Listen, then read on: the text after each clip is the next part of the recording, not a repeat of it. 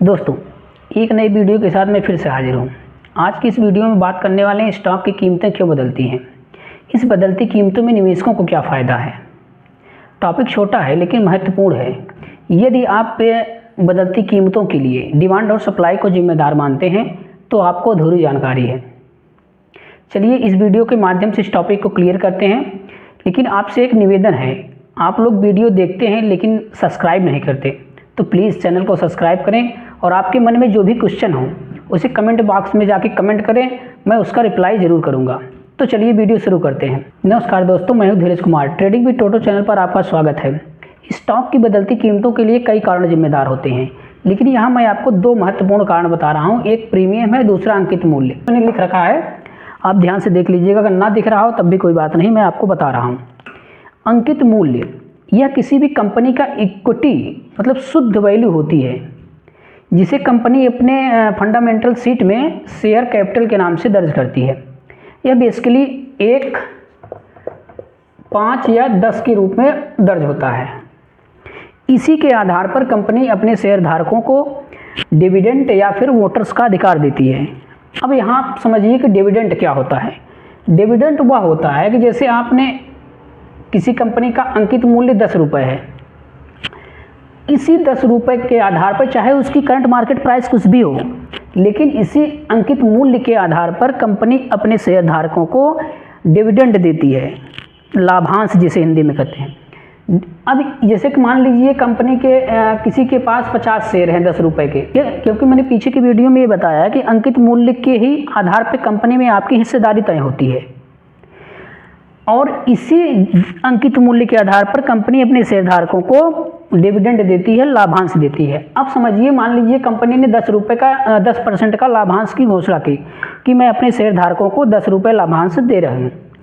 अब 10 रुपये पे कंपनी क्या करती है, 10 का 10% करेंगे तो 1 रुपये आएगा।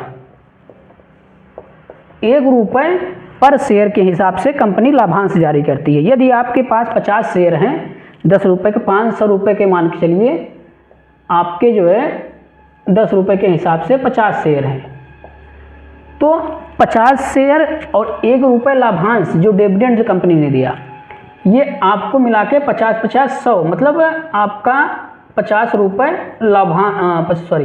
50 रुपये ये हो गया लाभांश, और 50 रुपये का कंपनी ने डिविडेंड दिया, इससे आपको 50 रुपये का फ़ायदा मिला। और दूसरी चीज़ क्या होती है, इसी अंकित मूल्य के आधार पे जितने आपके पास शेयर होंगे उस कंपनी का, उसी के आधार पर कंपनी आपको वोट का अधिकार देती है। कभी मान लीजिए कोई बात हुई तो उस कंपनी में वोट की जब प्रक्रिया शुरू होती है, तो आपको जितने, जैसे आपके पास 100 शेयर हैं उस कंपनी के, तो जितने शेयर होंगे उतने आपके पास वोट देने का अधिकार होगा। अब दूसरा टॉपिक ये आता है कि प्रीमियम।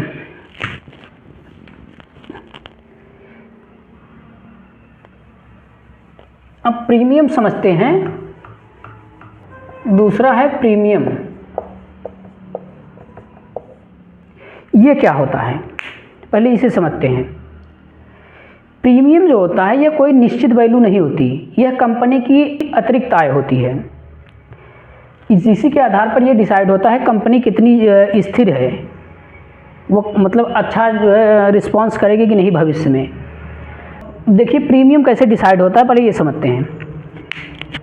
10 रुपये अंकित मूल्य की कंपनी ने 1 लाख शेयर जारी किए,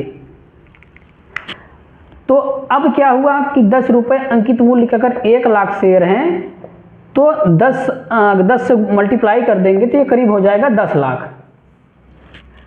10 लाख ये हो गई उसकी शुद्ध वैल्यू उस कंपनी की। अब इसी अंकित मूल्य पे अगर किसी ने ये सोचा कि मान लीजिए शेयर धारकों ने सोचा कि ये कंपनी अच्छी है, तो इसकी डिमांड यहाँ पर बढ़ गई।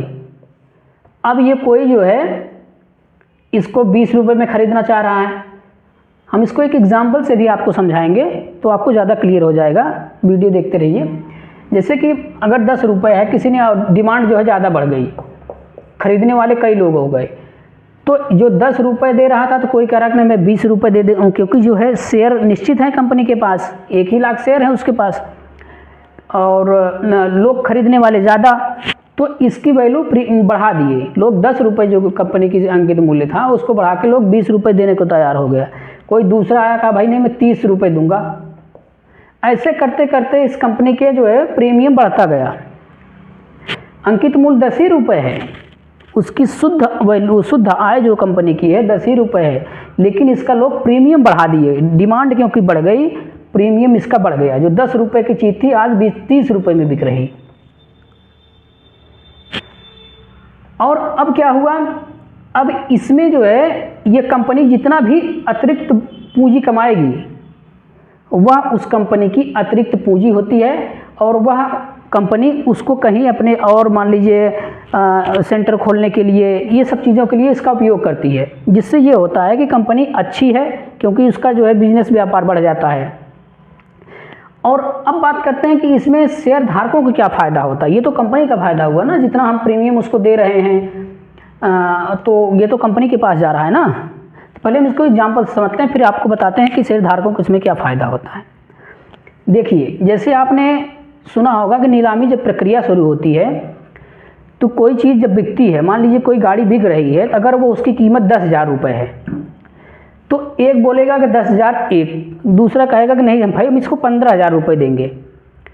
करते करते करते करते वो 10,000 की जो वहाँ गाड़ी है वो 1 लाख में चली जाती है। मतलब उसका अंकित मूल्य जो है 10,000 ही रुपये है, लेकिन उसकी डिमांड इतना बढ़ गई, लोग इतना बोली लगा दिए, वो 10,000 की चीज़ 1 लाख में पहुँच गई। वही चीज़ यहाँ भी एकदम परफेक्ट लागू होती है। अंकित मूल्य 10 रुपये है, लेकिन डिमांड लोग जो है बोलने वाले इतने ज़्यादा हो गए क्योंकि गाड़ी तो एक ही थी।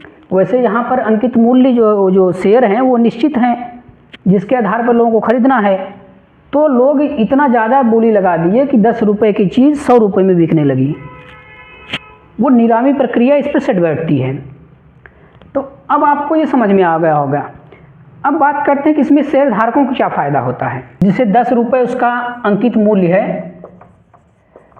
अब इस पर जब कंपनी कोई डिविडेंड देगी, लाभांश देगी, तो मान लीजिए अगर 20% का देती है तो 2 रुपये पर शेयर के हिसाब से आपको जो है लाभांश, अगर आप लीजिए 50 शेयर हैं आपके पास तो 50 गुणे 2 कर दीजिए तो 100 रुपये का आपका प्रॉफिट हो जाएगा।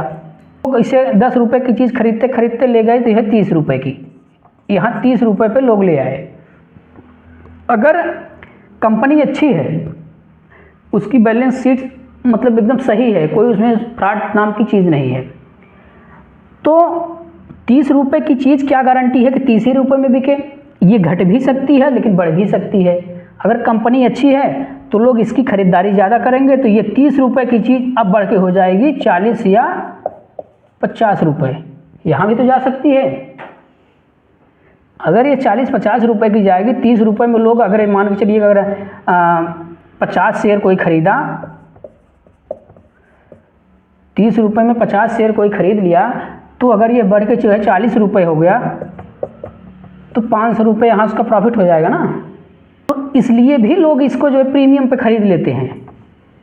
ऐसे करते करते इसका प्रीमियम बहुत ज़्यादा हो जाता है, 10 रुपये की चीज़ 100 रुपये में बिकने लगती है। ये शेयर धारकों का फ़ायदा होता है इसमें। तो आगे की वीडियो में और कुछ और टॉपिक लेके आएंगे। आपसे निवेदन है कि प्लीज़ चैनल को लाइक शेयर एंड सब्सक्राइब जरूर करिए। धन्यवाद।